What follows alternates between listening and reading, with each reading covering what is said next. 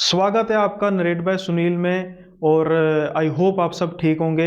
आज का जो वीडियो है काफ़ी खास होने वाला है क्योंकि आज से शुरुआत होगी इस चैनल पे स्टोरीज के साथ साथ पॉडकास्ट की। और जैसा मैंने कहा है कि तब्दीली चैनल में आएगी तो चैनल का नाम भी आज से नरेट बाय सुनील से नरेट बाय सुनील पॉडकास्ट हो जाएगा। सबसे पहले स्वागत करते हैं हमारे आज के very special guest the Manas show के चैनल के सर्वे सर्वा मानस भाई से। थैंक यू भाई सो मच मुझे इनवाइट करने के लिए। और सबसे पहले मैं आपको कॉन्ग्रेचुलेशन देना चाहता हूँ इस नई शुरुआत के लिए। और फर्स्ट वीडियो में ही मेरा यहाँ पे होना और बहुत भाग्यशाली महसूस कर रहा हूँ मैं अपने आप। मानस भाई आपसे बढ़िया शुरुआत मुझे, मैं क्या कहूँ, किसी और मुझे कोई आया नहीं कि भाई सबसे पहले मैं शुरुआत जो आपसे करना चाहता था। और दिस इज़ ये मेरे लिए गर्व की बात है कि आपसे जो है आज की पॉडकास्ट सीरीज की शुरुआत हो रही है। और मैं उम्मीद करता हूँ कि ये जो जर्नी है बहुत लंबी जाए और इसमें आपका साथ मिलता रहे। बिल्कुल बिल्कुल, उसके लिए आपको बोलना नहीं पड़ेगा। Always there for you, thank you so much. तो मानस भाई के मैंने यूट्यूब इंट्रो की चैनल की तो बात कर ली है, लेकिन भाई का जो प्रोफेशन है वो भी काफ़ी खास है। वैसे मानस भाई जो है वो फिटनेस फ्रीक है, लेकिन इनका जो एक्स प्रोफेशन था उसके लिए, उसमें एंटर होने के लिए जिगरे की ज़रूरत होती है, और वो था भाई का जो फोरेंसिक डिपार्टमेंट। और फोरेंसिक डिपार्टमेंट सुन के आपके जो दिमाग में एक चीज़ आ गई होगी कि जो भाई है काफ़ी ज़्यादा ऐसी चीज़ों से डील करते रहे हैं जो हम आम इंसान हैं उसके बारे में सोच भी नहीं सकते। एक इंसानी शरीर की जो हम परिकल्पना करते हैं, मानस भाई ने उस जो बॉडी का सबसे विकराल रूप देखा हुआ है। तो भाई अभी हम उस पर डिटेल में तो नहीं बात करेंगे क्योंकि जो आपको भी पता है कि ये पॉडकास्ट है, इसका जो मेन जो थीम है वो तो हॉरर है। लेकिन अब फोरेंसिक ऐसी चीज़ है जिसमें ऐसी चीज़ों से रूबरू होना पड़ता है जो हम आम इंसान नहीं कर पाते। तो उसके लिए आपको कोई ऐसी जगह पे विज़िट भी करना पड़ता है जहाँ पर कुछ ऐसे इंसिडेंट हुए होते हैं। और जो मेन चीज़ है कि हो सकता है कि वो प्लेसेस आने वाले समय में हॉन्टेड प्लेसेस बन जाएँ। क्या कभी आपके साथ कुछ ऐसा वाक़या पेश आया है कि जहाँ पर आपने कुछ ऐसा फोरेंसिक के लिए गए हैं और वहाँ पर आपके साथ कुछ ऐसी पैरानॉर्मल या फिर हॉरर इंसिडेंट हुआ? और अगर हुआ है तो मैं चाहूँगा कि आप वो हमारे साथ शेयर करें। बिल्कुल भाई बिल्कुल। जैसे कि जो भी लोग ये वीडियो को देख रहे हैं वो उन्होंने अगर थोड़े बहुत मेरे वीडियोस देखे होंगे, एक बात उनको मेरे बारे में ये चीज़ पता होगी कि मैं इन चीज़ों में ना उतना ज़्यादा ना ही मैंने शुरू से माना है और ना ही मेरे साथ ये सारी चीज़ें इतनी ज़्यादा होती हैं। तो ये जो मैं कहानी बताने वाला हूँ ये उस टाइम की है जब मैं एक फोरेंसिक एक्सपर्ट हुआ करता था। थोड़ा बहुत अगर डिटेल इस बारे में दूँ, हालांकि मैं अभी फोरेंसिक एक्सपर्ट की तरह दिखूंगा नहीं क्योंकि अभी मेरा कुछ और प्रोफेशन है। सो थोड़ा आप मुझे मुझे हाँ, आप ब्रीफ कर दीजिए, ब्रीफ कर हाँ, दीजिए। तो थोड़ा मुझे अलग तरह से रहना पड़ता है, लेकिन मेरे पास कुछ फ़ोटोज़ होंगे तो मैं आपको भेज दे दूँगा कि पहले प्रॉपर प्रोफेशनल दिखता था, उस आपको गेटअप वैसा लेना पड़ता नहीं, है। अब तो आपका अभी भी प्रोफ़ेशनल हैं, फ़िटनेस फ्रीक के हिसाब से अभी भी प्रोफ़ेशनल हैं। Thank you so much. So कहानी कुछ इस तरह से है। हमने विज़िट किया था एक एक आरएफएसएल, रीजनल फॉरेंसिक साइंस लैब, आरएफएसएल होता है। तो हमें लैब्स में काम करना होता है, केसेस हमारे पास आते हैं और हम उसको सॉल्व करने में लग जाते हैं। तो ऐसे ही मेरे पास धर्मशाला की बात है, तो वहाँ पे उस लैब में मैं काम कर रहा था, तो मेरे साथ मेरा दोस्त भी था। तो फॉर द टाइम बीइंग हमने काम वाम किया, जब सब कुछ हमारा काम वाम ख़त्म हो गया, हमें अभी वापस दिल्ली हमारा सेंटर, हमें यहाँ आना है। तो कुछ दिन हमने सोचा कि यार इतना काम कर लिया हमने यहाँ पे, अभी कुछ दिन बच गए, एक काम करते हैं 2-4 दिन हम घूम घाम के अच्छे से एरिया को देख लेते हैं। तब तक हमने कुछ देखा नहीं था, काम काम में लगे रहे थे। तो जब हमारा वहाँ का पीरियड ख़त्म हो गया काम होने का, हमने एक होटल लिया वहाँ पे धर्मशाला में। तो वहाँ पे तो सब कुछ सही रहा हमारा, बहुत पीसफुल था, अच्छा नज़ारा, सब कुछ एंजॉय किया हमने। फिर डिसाइड किया कि वहाँ से नेक्स्ट हम मूव करेंगे। तो नेक्स्ट हमारा जो डेस्टिनेशन था वो पालमपुर था।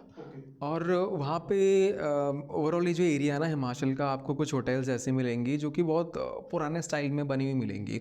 कहने का मतलब है वो ब्रिटिश एरा का जो फैशन होता है, वो जो स्टाइल है वो मेंटेन्ड है, उस ज़माने के बने हुए हैं। क्योंकि बेसिकली जो ये पालमपुर, धर्मशाला और डलहौजी है ना, ये इन पहाड़ों पे जो ब्रिटिश से सबसे पहले ऑलमोस्ट आए थे। तो जो इनकी स्ट्रक्चर्स है वो पुरानी भी हैं, वहाँ पर इनके कब्रिस्तान है, कंटेनमेंट जोन भी है, तो ये चीज़ें थोड़ा सा उसको ज़्यादा थ्रिल करते हैं। अब मैं आपको ये कहानी क्यों सुना रहा हूँ जबकि मैं खुद ही इन चीज़ों में बिलीव नहीं करता हूँ, बट मेरे पास ऐसी कहानी फिर कहाँ से आ गई। मैंने आपको बताया मेरे साथ एक मेरा मेरा दोस्त भी है जो कि इन चीज़ों में मानता है। तो हम नेक्स्ट गए अपने पालमपुर में। वहाँ पे हमने बस एक दिन स्टे के लिए हमने होटल लिया, एक नाइट स्टे के लिए। 2 बजे के अराउंड हम पहुँच गए। सब कुछ नॉर्मल था। हमने अपना बैग वैग रखा, होटल के रेस्टोरेंट में हमने अपना लंच वगैरह किया। दिन में ऐसे ही घूमने, आसपास चर्च थी बहुत पुरानी 1850s की 1800s की चर्च थी, वो हमने घूमा। रात को आए, और रात को आने के बाद हमने अपना डिनर किया वापस रेस्टोरेंट में, आराम से अपने रूम में गए स्टे करने के लिए। अगेन वो जो, जैसे मैंने वो बताया, होटल जो बहुत पुराने उसका था, तो रात को हम पीसफुली सो रहे हैं। और होता क्या है कि कॉरिडोर में से ना आवाज़ें आने लगती है, ऐसे सिर्फ शोर शराबे नहीं होती, जब लोग बहुत कुछ डिस्कस कर रहे होते हैं, कुछ कोऑर्डिनेट कर रहे हैं, किसी चीज़ को मूव करने की कोशिश कर रहे हैं, तो बातचीत करते हैं, हाँ थोड़ा आगे, हाँ थोड़ा पीछे, थोड़ा तो उठा। तो ऐसी वाली आवाज़ें आने लगी। हमें काफ़ी नॉर्मल लगा कि होटल के स्टाफ होंगे, कुछ फर्नीचर मूव कर रहे होंगे। तो क्या हुआ, अचानक से बगल वाले रूम से फर्नीचर ड्रैग होने की आवाज़, घसीटने की, इधर शिफ्ट करने की, उधर शिफ्ट करने की आवाज़ आने लगी। हमने उसको सह लिया कि ठीक है। बेसिकली जो होटल था वो मतलब छोटा सा होटल था या एक बड़ा था? मतलब जैसे हमने कॉरिडोर की बात की, अब कॉरिडोर में क्या होता है कि कॉरिडोर जो होता है वो 50 कमरों का भी होता है, बेसिकली 5 कमरों का भी होता है। तो उस हिसाब से ये चीज़ें मैं कर रहा हूँ कि डिटरमाइन करती हैं कि किस तरीके की वो आपको जो नॉइसेस हैं, क्योंकि अगर तो बड़ा होटल होगा फिर तो ये चीज़ें बेसिकली हम इसको इग्नोर भी कर सकते हैं। तो मैं बताता हूँ, ये था बेसिकली बड़ा सा होटल, तो हमने इतना ना ध्यान नहीं दिया कि कुछ ना कुछ मूवमेंट हो रही होंगी। बड़ा कहने का मतलब है, मैं इमेजिन करने के लिए बता देता हूँ, बड़ा कहने का मतलब कि 10 से 15 रूम्स होंगे उस फ्लोर पे, उतना बड़ा। ऐसा कि नहीं कि 50 रूम्स हैं। हाँ, 10-15 रूम्स होंगी उस फ्लोर में। तो ऐसे घसीटने की आवाज़ आई फर्नीचर वगैरह की। हमने इग्नोर करा कि कोई बात नहीं, थोड़ा बहुत मूवमेंट जो अपना कर रहे हैं, शिफ्ट विफ्ट कर रहे हैं, वो ख़त्म हो जाएगा। हमने इग्नोर किया। अब हम चले गए, डिनर वगैरह हो चुका था, तो हम नीचे चले गए अपना गार्डन में टहलने के लिए थोड़ी देर, कि भाई खाना वाना खा लिया। अब गार्डन भी उनका बहुत बड़ा था, साइज़ में अच्छा खासा था। हम थोड़ा सा गार्डन की आगे की तरफ बढ़े, तो हमें ना टेबल्स लगी हुई थी, 3-4 टेबल जैसे लगी हुई थी। हाँ, स्टॉल टाइप लगी हुई, जैसे हम कॉन्फ्रेंस करते हैं ना, कि हाँ बहुत सारे टेबल को जोड़ देते हैं और टेबल के अराउंड चेयर लगा देते हैं। ठीक है, एक कॉन्फ्रेंस रूम जैसा, या फिर कह सकते हैं कि डिनर टेबल है, बहुत सारा जोड़ दिया तो ताकि बहुत सारे लोग एक साथ बैठ सके राउंड। तो ऐसी 3-4 टेबल्स लगी थी, और चारों तरफ उनकी चेयर लगी हुई थी, एज इफ बैठ के जहाँ पे डिनर करते हैं। तो अचानक से जैसे ही वहाँ से गुजरे, मेरा दोस्त बोलता है कि यार कुछ अजीब महसूस हुआ। मैंने कहा भाई क्या अजीब महसूस हुआ, क्योंकि मेरे को तो कुछ फील नहीं होता है। तो कहता है कि पता नहीं, मेरे को ऐसा लग रहा है कि यहाँ पे बहुत सारे लोग बैठ के ना बातचीत कर रहे हैं, एज इफ डिनर करने बैठे हुए हैं। मैंने कहा नहीं यार, बेवकूफ़ी कर रहा है, ऊपर आवाज़ आ रही थी, दैट्स तो वेरी नॉर्मल। अब तो उसको रिलेट मत करियो कि ऊपर आवाज़ आ रही थी, अब यहाँ पे कुछ कुछ की मेरे को सुनाई दे रहा है, कुछ सीन है, क्योंकि वो भूत भूत से बहुत डरता है। नहीं, उसको लोग दिख भी रहे थे या जस्ट उसको नॉइसेस आ रही थी? नॉइजेज आ रही थी। अच्छा, दिख कुछ नहीं रहा था, था वो खाली, लेकिन सिर्फ नॉइसेस थी। नॉइजेज आ रही, एज इफ आप गुजर रहे हो उस टेबल के वहाँ से, आपको एज इफ कि कोई बैठा है, कोई कोई बात कर रहा है। डिनर टेबल पे जो डिस्कशंस होती हैं वैसी वैसे उसको लग रहा है। तो मैंने एक तरह से ना उसको मजाक के वे में लिया कि तू भाई अब ना प्लीज़ मत जोड़ियो कि ऊपर आवाज़ आ रही थी और यहाँ पे भी वैसी कुछ दिक्कत है, वही आवाज़ आ रही है, क्योंकि मैं नहीं बिलीव करता ऊपर, लेकिन आवाज़ मैंने सुनी थी। तो कहता नहीं भाई मुझे आवाज़ आ रही है, तो मतलब बताना पड़ेगा होटल में, मतलब कुछ अजीब लग रहा है मुझे यहाँ से। तो मैंने बोला भाई ऐसा कुछ नहीं है। तो उतने में ना होटल का एक जो वेटर होता है, जो स्टाफ होता है, जो ऐसे पानी वानी सर्व करने आते हैं, वो आता है पानी के लिए और बोलता है कि सर आप ना इस गार्डन के ज़्यादा एक्सट्रीम एंड्स पे मत जाना, आसपास रहो, उधर टेबल से लगी है उस तरफ मत जाना। तो हमने बोला कि ठीक है बोलकर हमने इतना इग्नोर करा कि भाई क्या ही हो सकता है। हम फिर भी घूम घूम के वापस आ गए अपने रूम में। हम अपने रूम में वापस आए और वो जो ड्रैगिंग की आवाज़ है वो धीरे धीरे और तेज़ होने लगी। अगर मैं आपको टाइम का अंदाज़ा दूँ, लगभग 12:30-1 के आसपास की मैं आपको बात बता रहा हूँ रात के। ठीक है, फिर से ड्रैगिंग की आवाज़ आने लगी और वो बहुत तेज़ आने लगी। हमारा सोना भी मुश्किल हो गया था, इतनी तेज़ आवाज़ आने लगी। तो हम तो यही मानने में लगे हुए थे कि भाई कुछ इवेंट वगैरह होगा, कि बहुत गेस्ट आए हुए हैं, सामान घसीटने पसीटने में लगे हुए हैं। मेरा दोस्त उतने में डर रहा है, वो उसने समझ लिया कि भूतिया चीज़ हो रही है। मेरे दिमाग में चल रहा है this is very normal hotel में, ठीक है यार। इतनी ज़्यादा आवाज़ होने लगी, हम लोग पूरी रात सो नहीं पा रहे, इतनी ज़्यादा डिस्टर्बेंसेस है। तो उसी बीच मेरा दोस्त क्या करता है, कॉल लगाता है रिसेप्शन पे पानी के लिए, कि वाटर बॉटल के लिए। और हम वाटर बॉटल के लिए वेट कर रहे हैं। नॉक नॉक की आवाज़ आई गेट पे। और मुझे आवाज़ नहीं, उसने बोला कि आवाज़ आई। गेट खोलने गया, कोई नहीं है। तो कहता है यार नॉक की आवाज़ आई, कोई नहीं है। मैंने कहा अरे तुझे को वैसे भी तू डरता रहता है, तेरे को लगा होगा कुछ नहीं, आ जा। तो मैंने गिना, वो 3 बार उठ के गया, 3 बार गेट खुल के उसने देखा। उसका कहना है कि भाई किसने नॉक किया। उसको 3 बार ये चीज़ फील हुई। हाँ, क्योंकि हमने पानी की बोतल मंगाई, तो उसको लगा कि पानी की बोतल लेके आ रहा और इस चीज़ का इंटरवल कितना था, यानी कि अगर जैसे वो एक बार उसने नॉक किया, अब वो बेड पर दोबारा आया होगा, उसी के साथ दोबारा हो गई, या इस चीज़ का थोड़ा सा वकफा था? है। अंदाजन 1.5 से 2 मिनट आप मान लो। मतलब कि आपको इतना भी टाइम नहीं था मिला तब कि आप दोबारा से रिसेप्शन पे कॉल करें कि आ क्यों नहीं रह पाने, काफ़ी छोटा टाइम था। थोड़ा टाइम था। और मेरा मेरा ये मानना था कि भाई तेरे को ऐसी आवाज़ आ रही है और तेरा ये वहम वगैरह है, और रात के टाइम हो रहे हैं, आपने रिसेप्शन पे कॉल किया, हो सकता है वो भी रेस्ट वेस्ट ले रहे हो, सो रहे हो, अपने एक प्रॉपर अटायर में आएंगे, है ना। तो ठीक है भाई, 3 बार आवाज़ आई उसको, मेरे को कोई आवाज़ नहीं आई। उसका कहना है कि कोई गेट पे किसी ने नॉक किया। मैंने कहा नॉक क्यों करेगा, बेल है ना, नॉक क्यों करेगा। कहता भाई नॉक की आवाज़ आ रही है। मैंने नॉक की आवाज़ हो ही नहीं सकती, बेल बजाएगा। और 4th टाइम बेल की आवाज़ आई। मैंने कहा देख, मैंने कहा था ना बेल की आवाज़ आएगी। तो 4th टाइम उठ के गया, वो वेटर था। तो उसने बोला कि भाई ऐसी ऐसी आवाज़ आ रही है, आप आए थे क्या। तो वेटर ने पहले थोड़ी देर का पॉज लिया कि नहीं सर, हम तो नहीं आए थे, हम तो अभी आ रहे हैं। तो उसने दोस्त ने शिकायत करी कि ऐसी ऐसी आवाज़ आ रही है। तो वेटर ने इग्नोर करा कि सर कोई दिक्कत नहीं है, आसपास ऐसे ही हैं, शिफ्ट विफ्ट कर रहे हैं, तो आपको वो आवाज़ आई होगी, आप एक काम करो सो जाओ, तो फालतू की चीज़ों का वो मत करो इतना, कोई दिक्कत नहीं है। तो हम उस पूरी रात सो नहीं पाए, इतनी ज़्यादा आवाज़ें आने लगी, इतनी ज़्यादा आवाज़ें आने लगी कि कहने का मतलब है कि उस लेवल तक आवाज़ आने लगी जहाँ पे आपको ये फील होगा कि भाई अभी जो दीवारों पे टंगी हुई चीज़ें वो गिर जाए।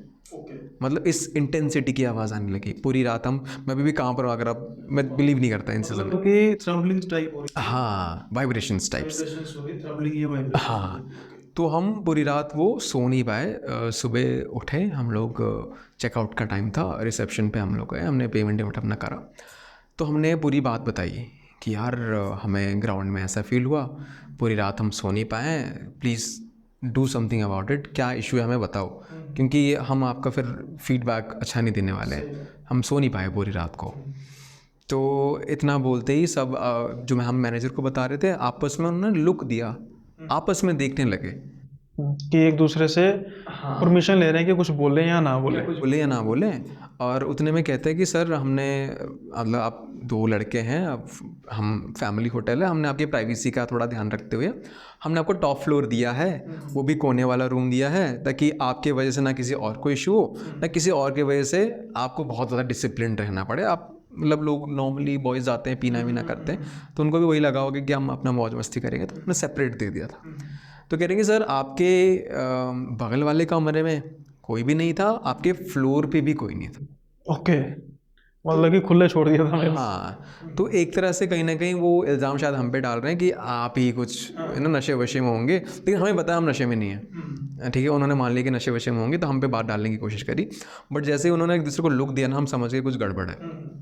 तो उन्होंने एक दूसरे को लुक दिया, फिर मेरा दोस्त और मैं, हमने भी एक दूसरे को लिख दिया कि भाई क्या चल रहा है ये।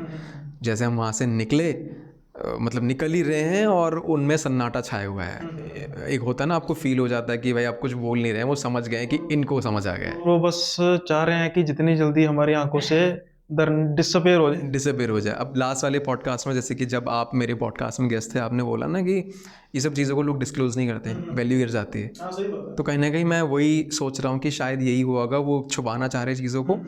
और क्योंकि बहुत पुराना है, ब्रिटिश एरा की चीज़ है, जिस तरह की कॉन्फ्रेंस टेबल की आवाज़ आ रही थी, शायद यहाँ पे ऐसा कुछ हुआ होगा कि पूरे group of people somehow died और something, some sort of that thing happened.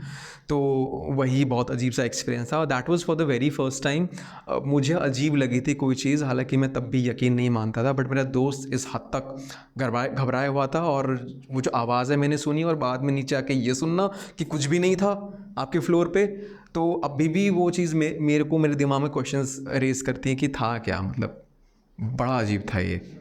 तो दैट वाज इट, जो कि बहुत हॉरिफाइंग और मेरे लिए बहुत अजीब था, पहली बार की जो खुद मेरे साथ हुआ है। अब इसमें ये चीज़ है कि उसके बाद आपने कुछ इसको इन्वेस्टिगेट करने की कोशिश नहीं की कि होटल के साथ कुछ ऐसा किस्सा जुड़ा हो जिससे आपको थोड़ा-सा आइडिया हो जाए कि यार ये चीज़ हो सकती है जिससे हमें लगा हो? हमने उस पर्टिकुलर होटल के बारे में टू बी ऑनेस्ट कुछ भी इन्वेस्टिगेशन नहीं करा। हमने अपने बाकी दोस्तों को जो कि रीजनल हैं उनसे बातचीत करने की कोशिश करी। तो उनका तो यही कहना था कि यार यहाँ पे देखो पहाड़ का इलाका है, अब कुछ भी हो सकता है। अब मैं ये नहीं बोलूँगा कि इसी होटल में दिक्कत है, अब ज़्यादातर आपको ये चीज़ें यहीं मिलेंगी। सो आपको वो रिस्पेक्ट करना पड़ेगा और आराम से अपना रास्ता नापो, ऐसा। नहीं, वैसे ना इसका एक छोटा-सा हैक है। अब क्या होता है कि ये चीज़ का तो जैसे मैंने पहले कहा पता नहीं लगा सकते, मैंने इसका ना छोटा-सा हैक ढूँढ लिया है। अब मैं भी जैसे आपको पता है ट्रैवल करता हूँ, मैं भाई कोई भी होटल देखने पर रिव्यू देख लेता हूँ उसके। अगर रिव्यू में किसी ने लिखा होगा ना कि कुछ मुझे ऐसा महसूस होता है, ये वांटेड है भाई, ये तो लोग लिख देते हैं, वहाँ पे तो कोई भी लिख सकता रिव्यू है। में लिख देते हैं सर। और हाँ, लिखने में लिख देते हैं और मेरे हिसाब से जहाँ तक मेरा आइडिया है ओनर उसको डिलीट नहीं कर सकता। उस रिव्यू को गूगल में रिव्यू को ओनर डिलीट नहीं कर सकता। तो उसपे वो अपना कमेंट कर सकता है कि ऐसा कुछ नहीं है, आप ये बताओ।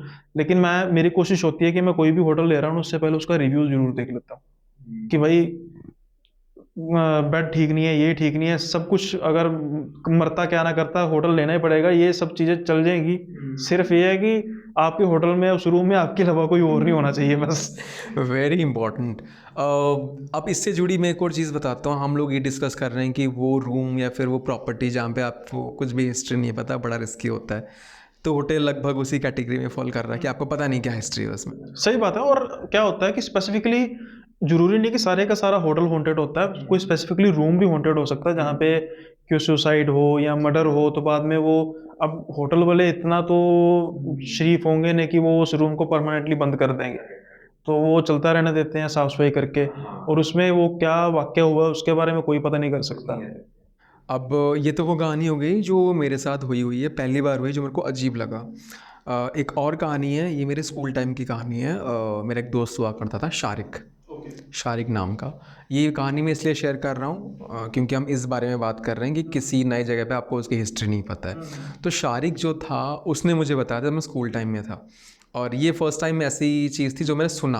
हालांकि सुनने के बाद मैंने यकीन नहीं करा, बट जब ये फर्स्ट वाला इंसिडेंस जो मैंने सुनाया उसके बाद मैं इन चीज़ों में बिलीव करने लगा, पॉडकास्ट कर रहा हूँ तो मेरे को मतलब लोगों पे ये आने लगा कि हर कोई तो झूठ नहीं बोल रहा है, थोड़ा उस सेंस में अब आने लगा है। बट उस वक्त जब मैंने वो स्टोरी सुनी थी मुझे लगा कि ठीक है, बट अब जब बात करने की आई तो मुझे वो चीज़ याद आई, तो मैं वो सुना रहा हूँ आपको। हुआ क्या था, शारिक रेंट पे रहता था और रेंट वाली अगेन आपको कुछ हिस्ट्री विस्ट्री पता नहीं। वैसे शहर का तो बता सकते हैं, कौन से शहर की? दिल्ली की बात है या? तो अच्छा, वो दिल्ली की बात। हाँ, मैं अगर लोकेशन थोड़ा बताऊँ, मेरा जो स्कूल था वो जसोला विहार में था। किस तरफ? जसोला विहार। ओके। तो शारिक मेरा एक फ्रेंड था, वो जसोला विहार के आसपास रहता था। जो लोग दिल्ली से हैं उनको समझ आएगा, शाहीन बाग, बटला हाउस, ये वो एरिया है। तो वो रेंट पे रहता था। हुआ क्या कि उनके जो लैंडलॉर्ड थे वो मतलब उनकी वाइफ मर चुकी थी वो किसी रीज़न से, और रीज़न था उनका बहुत इन्फेक्शन वगैरह कुछ हुआ था। बहुत दर्दनाक वो होता ना कि सड़ जाना वो जाना, तो उस तरह की उनकी मौत हुई थी। तो जो लैंडलॉर्ड था अपने 2 बच्चों के साथ रहता था ग्राउंड फ्लोर पे। इसके ऊपर इनके 3 फ्लोर्स और थे रेंट पे चढ़ाने के लिए। तो शारिक उनमें से एक फ्लोर पे रहता था, सेकंड फ्लोर पे, और फर्स्ट और थर्ड पे दूसरे रेंट पे रहने वाले लोग थे। तो शारिक के जो दादा थे वो गांव में रहते थे, और दादा की तबीयत बहुत ज़्यादा जब ख़राब होने लगी, शारिक की फैमिली ने क्या बोला कि दादा को यहाँ बुला लेते हैं, उनका आखिरी स्टेज चल रहा है तो पास बुला लेते हैं। तो जैसे ही वो आए उनकी तबीयत धीरे धीरे और ख़राब होने लगी इनके पास में आकर। और फिर दादा की जो हरकतें हैं बहुत ज़्यादा अजीब होने लगी। आप पूछोगे अजीब क्या होने लगी? वो ऐसे बोलने लगते थे बीच बीच में, कहीं पे साइड में कोने पे देख के या फिर कहीं पे भी देख कर कि मेरे पास मत आओ, ठीक है, मुझे नहीं जाना, दूर जाओ। इस तरह की चीज़ें दादाजी बोलने लगे थे, जो कि शारिक को बहुत अजीब लगने लगी। जब शारिक ने मेरे को सुनाया था मैंने बिल्कुल सीरियसली नहीं लिया था कि ऐसे ही कुछ भी बोल रहा है तो। बट ये ऑल द डे चलता था जब तक वो अपने सेंसेस में यानी कि जाग रहे होते थे, या फिर कोई स्पेसिफिक टाइम पीरियड होता था कि कुछ कई बार होता है ना कि जैसे अब कोई लेट से उनको एंटिटी नज़र आ रही है, तो ऐसा तो नहीं है कि वो 24 घंटे उनको नज़र आ रही है और वो 24 घंटे ही उस चीज़ को कर रहे हैं। कोई स्पेसिफिक टाइम या शाम का टाइम, रात का टाइम, इस तरीके हाँ से? बढ़िया, मैं इस पॉइंट पे आने वाला था। शारिक का कहना था कि जब वो हमारे साथ होते हैं ना, ऐसा कुछ नहीं होता है। क्योंकि वो एज्ड थे तो हम अपने काम में लगे रहते थे, जब हम अचानक से रूम में आते हैं ना तो किसी एक कोने की तरफ फेस कर रहे होते हैं। तो ऐसा कोई टाइम नहीं है कि इस वक्त पे, लेकिन जब जब हमने उनको अकेला छोड़ा, वापस आएंगे तो एक कोने में फेस कर रहे होंगे और कुछ ना कुछ बोल रहे होंगे, बात कर रहे होंगे। और जो हमने उनसे सुना है, तेज़ जो चीज़ बोलेंगे वो ये है कि मेरे पास मत आओ, मुझे नहीं जाना, दूर हो जाओ, चले जाओ। इस तरह के लफ्ज़ वो इस्तेमाल करते थे। तो उनकी तबीयत भी धीरे धीरे और ख़राब होने लगी, फिर उनको हॉस्पिटलाइज कर दिया गया। अभी दिल्ली में पानी का सीन होता है कि आपको सुबह सुबह पानी आता है 4-5 बजे, उस हिसाब से आपको उठना पड़ता है। तो उसकी मम्मी जो थी, एक दिन पानी ऐसे चढ़ाने के लिए छत पे चढ़ी। छत पे वाल्व होता है टंकी के पास में, तो किस रीज़न से उनको उसको ऑन ऑफ कुछ करना था। मैं बहुत ज़्यादा श्योर नहीं हूँ एग्जैक्टली क्या करना था। उनको छत पे चढ़ना था टंकी के पास में, और टंकी होती है मुमटी के ऊपर। मुमटी बोले तो जब आप चढ़ स्टेज के ऊपर थोड़ी सी खाली हाँ, होती है जगह, और उस पर जब आप छत पे जाते हो जो छत वाली स्टेयर्स होती है, उस स्टेयर्स को कवर करने के लिए जो छत है, पंजाबी में इसको बिल्कुल सरल भाषा में मोंटी कह देते मोंटी कहते हैं। ओके। तो उसके ऊपर टंकी उनकी रखी हुई थी, तो वो मम्मी उनकी वहाँ पे चढ़ी हुई थी। सुबह के 4, 4:30, 5 का अराउंड टाइम में, अंधेरा थोड़ा होता है। हैं। मौसम जो था गर्मियों का या सर्दी? नहीं, नवंबर के अराउंड। यानी कि फिर सर्दियाँ थी और बिल्कुल हाँ हाँ, नवंबर के अराउंड मैं इसलिए बोल रहा हूँ क्योंकि जो उसने कहानी बताई थी मुझे, उस टाइम के अराउंड बताई थी। तो आई बिलीव कि वो रिसेंट ही बता रहा था उस वक्त। That was the most recent. हाँ हाँ, उस वक्त में बता रहा था। तो ठीक है, उसकी मम्मी चढ़ी थी ऊपर पानी के लिए, और परछाई उनको दिखने लगी उन मम्मी को, काली परछाई। और काली परछाई कोई डरावनी नहीं होती है। उनकी मम्मी थोड़ा इन चीज़ को लेकर डर जाती है, घबरा जाती है। तो वो थोड़ी घबरा गई, उन्होंने सोचा कि शायद ये मेरी परछाई है। तो उन्होंने हाथ हिलाने की कोशिश करी, परछाई का हाथ नहीं हिल रहा है। ठीक है, मतलब उन्होंने कंफर्मेशन ले ली। हाँ, कि मेरे हाथ तो हिल रहे हैं, परछाई की हाथ नहीं हिल रही। तो वो घबरा गई, चिल्लाती हुई उतरने लगी। अब मुमटी के ऊपर चढ़ने के लिए प्रॉपर स्टेयर्स नहीं है, अलग से जो जीना है वो लगा रखा था। ठीक है, तो उधर से उतरने लगी, उतरते उतरते गिर गई नीचे। घुटने उठने छिल गए, कोहनी वोहनी छिल गई, और पैरों का जो अंगूठा का जो नेल है वो उखड़ गया, ब्लीडिंग प्रॉपर हुई। और उसकी मम्मी बोल ये रही कि मेरे को किसी ने धक्का मारा है। अच्छा, उनको ये लगा कि स्लिप नहीं हुआ, हाँ, उतरते उतरते धक्का हुआ। उनको किसी ने धक्का मार दिया है, तो ये सीन हुआ है। और आमतौर पे ये चीज होती है ना, जैसे जो आप सीढ़ियों की बात कर रहे हैं, वो टेम्पररी जो सीढ़ी सीढ़ी होती है, दो तरह की होती है, एक तो बांस की होती है और एक जो स्टील की होती है ना। तो इस पे आमतौर पर ना जो पैर है काफी जल्दी स्लिप हो जाता है, क्योंकि वो उसके जो बेस होता है काफी वीक, मतलब पतला होता है। तो अब लेट्स से अब जब स्लिप कर रहे हैं उसका पता लग जाता है, जब पैर स्लिप हुआ तो इंसान बिल्कुल स्लिप होकर नीचे गिरता है ना। तो जब कोई धक्का देता है तो वो आगे की तरफ गिरता है। अब जैसे आप मुझे बता रहे हो, अब इसका मैं व्यूअर्स को कंफर्मेशन क्यों दे रहा हूँ कि आपने कहा है कि कोहनियों और घुटनों पे चोट लगी है ना। तो जब इंसान स्लिप होगा ना, तो वो अपने हिप के बल पे गिरेगा स्लिप होकर, ना कि उसके कोहनियों और घुटनों पे चोट लगेगी। तो यानी कि इसका जो मेरे हिसाब से जो जस्टिफिकेशन है वो बिल्कुल ठीक है कि धक्का दिया और वो आगे की तरफ इंसान गिरा और लगा। हाँ, ये बहुत सही चीज़ आपने पकड़ी है। और फिर क्या हुआ, उसके दादा को हॉस्पिटलाइज़ कर दिया गया, तबीयत ख़राब हो रही थी, उसके दादा हॉस्पिटल में थे। और उनके ऊपर जो रेंट पे रहने वाले जो लोग थे, उनका किसी रीज़न से चेंज होना था, यानी वो छोड़ के जा रहे थे, कोई और आ रहा था। और जो कोई और आ रहा है वो एक डॉक्टर कपल है, पति पत्नी, दोनों डॉक्टर हैं। और उन डॉक्टर्स का जो कपल है उसने शारिक की मम्मी को बताया हुआ था कि that they are trying to conceive, they are trying, और किस रीज़न से नहीं हो पा रहा है। तो ये इन्फॉर्मेशन मैं इसलिए दे रहा हूँ, आप एंड की तरफ समझ पाएंगे क्यों दे रहा हूँ। आगे जाके इसकी जरूरत है। हाँ, तो they are trying to conceive और किसी रीज़न से हो नहीं पा रहा है। और क्या होता है कि दादा की तबीयत बहुत ख़राब होने लगी ऑल ऑफ सडन। हालांकि मैं अभी रिलीज़ नहीं कर रहा कि हालांकि मैं अभी रिवील नहीं कर रहा हूँ कि ऑल ऑफ अ सडन क्या हुआ, स्टोरी बहुत ऐसी हो जाएगी। दादा की तबीयत बहुत ज़्यादा ख़राब होने लगी, और एक दिन क्या होता है कि शारिक की जो मम्मी है उसके सपने में वो जो लैंडलॉर्ड लेडी है जो कि मर चुकी है, जो वाइफ है, इन्फेक्शन की वजह से। हाँ, शारिक की मम्मी के सपने में वो आती हैं दादाजी को अपने बाहों में लेकर। ओके। ठीक है, वो द क्रीपी स्माइल, अजीब तरह से एक हंसी होती है ना, एविल स्माइल। हाँ, अब मैं उसका भी बता देता हूँ अपने व्यूअर्स को।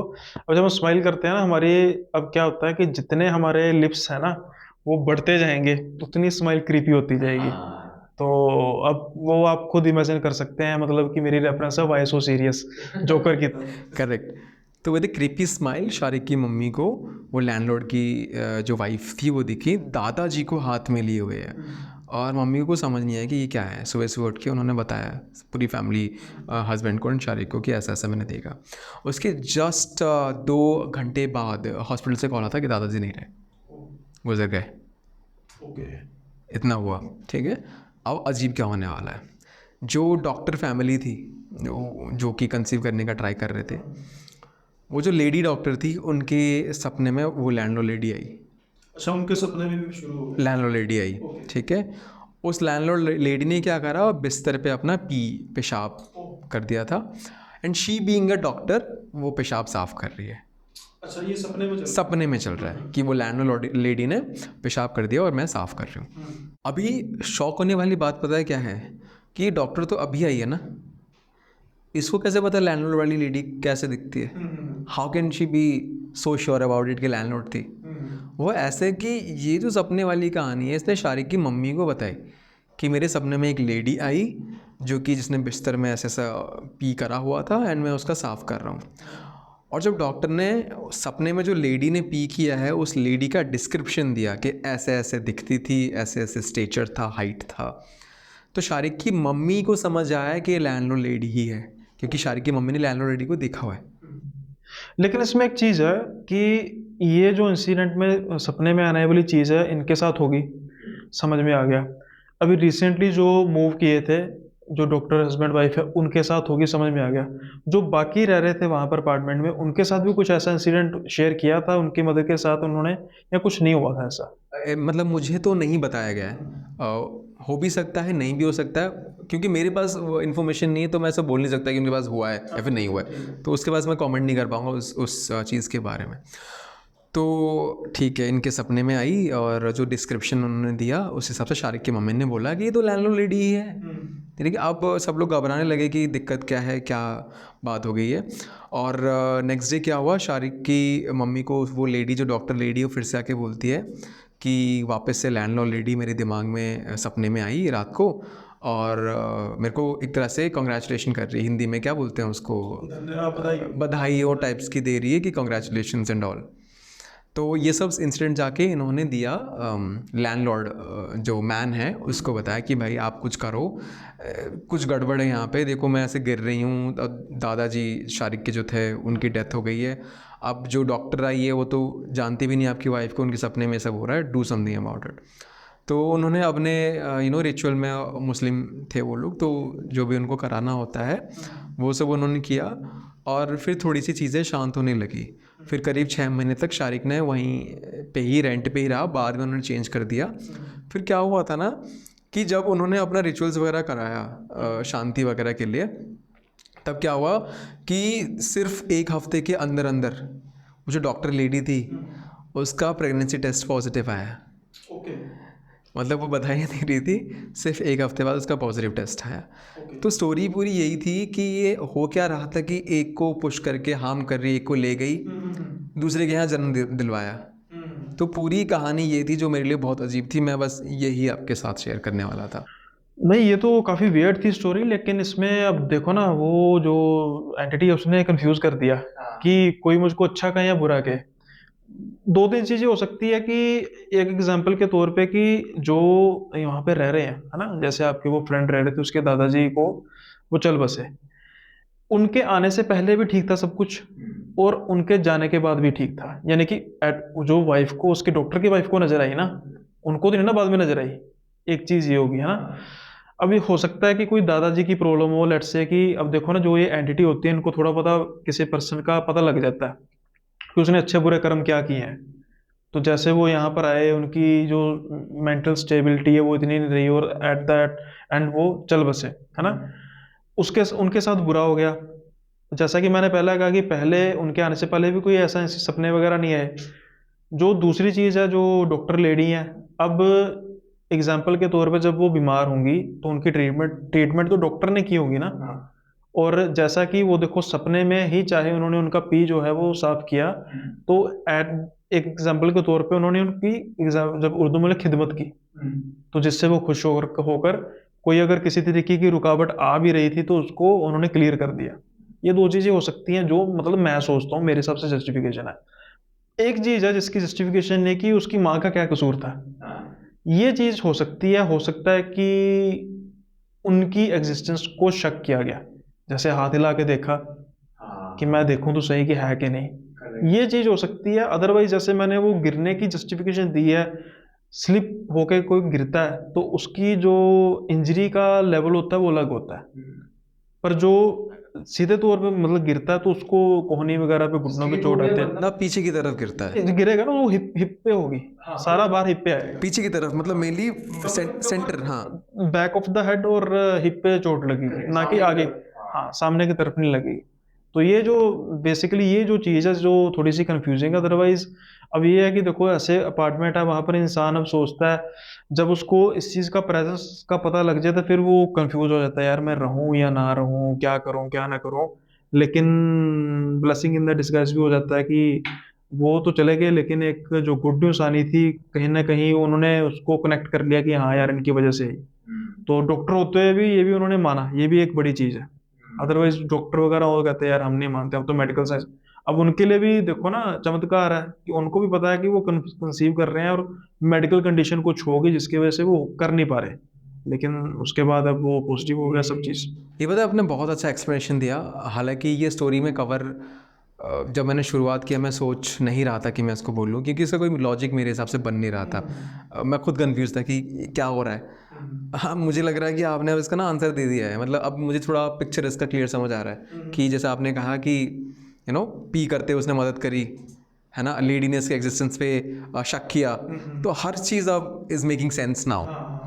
देखो ना हमारा जो बेसिकली एंटरटेनमेंट तो चल रहा है, हम हॉरर स्टोरी सुनते हैं सुनाते हैं, लेकिन एटलीस्ट किसी के मन में मतलब अंधविश्वास नहीं पैदा करना कि वो उस चीज को लेकर इतना हैवी मतलब फील करे कि यार ये चीजें होती हैं मैं तो मरी गया या मरी गई। तो इसलिए इंसिडेंट हो चाहे स्टोरी हो, we should take it as a entertainment और पॉजिटिव, स्टे पॉजिटिव। तो आज का जो एपिसोड है वो इतना ही रखेंगे मानस भाई। उसका रीज़न ये है कि जो सवारी है नई है, और बड़े बुजुर्ग कहते हैं कि जब नई गाड़ी है ना उसको तेज नहीं भगाना चाहिए, इंजन को थोड़ा सा ना सिंक्रोनाइज करना चाहिए। तो बड़ा नहीं करेंगे, आज का पॉडकास्ट इतना रखेंगे ताकि धीरे धीरे जो हमारे व्यूअर्स है उसका पॉजिटिव रिस्पॉन्स दे और आपको बार बार हम बुलाते रहें आपके स्टूडियो में। बिल्कुल, thank you so much invite करने के लिए। और फ्यूचर में जब भी आप इनवाइट करेंगे इसी स्टूडियो में हम फिर से यहीं हाजिर होंगे, कहीं भी बुलाएंगे हम हाजिर हो जाएंगे आपके। बिल्कुल भाई जल्दी ही अगला एपिसोड करेंगे। और भाई का जो चैनल है बड़ा अच्छा चैनल है, थ्रिल सस्पेंस एंटरटेनमेंट, और साथ के साथ ही लाइफस्टाइल के बारे में भी आप अगर जानना चाहते हैं तो मानस भाई के चैनल को जो है सब्सक्राइब कर दीजिए। मैं जो सारे लिंक्स हैं भाई के इंस्टा का लिंक, उनके यूट्यूब का लिंक मेंशन कर दूंगा। और लगे हाथ भाई मेरा चैनल भी सब्सक्राइब कर देना, मैंने कौन सी गलती की है। और लाइक कर देना वीडियो को, और हो सके तो शेयर कर देना अपने फ्रेंड्स के साथ। इसी के साथ आज का जो एपिसोड है यहीं पे ख़त्म करते हैं, और मैं उम्मीद करता हूँ कि जल्दी ही हमारे नए गेस्ट के साथ हम आएंगे पॉडकास्ट सेशन 2 पे। और जो स्टोरीज हैं मेरे चैनल पे वो ऐसे ही चलती रहेंगी, एक से बढ़कर एक। विदा लेने का समय है, जल्दी मिलेंगे अगले एपिसोड में, तब तक के लिए बाय बाय।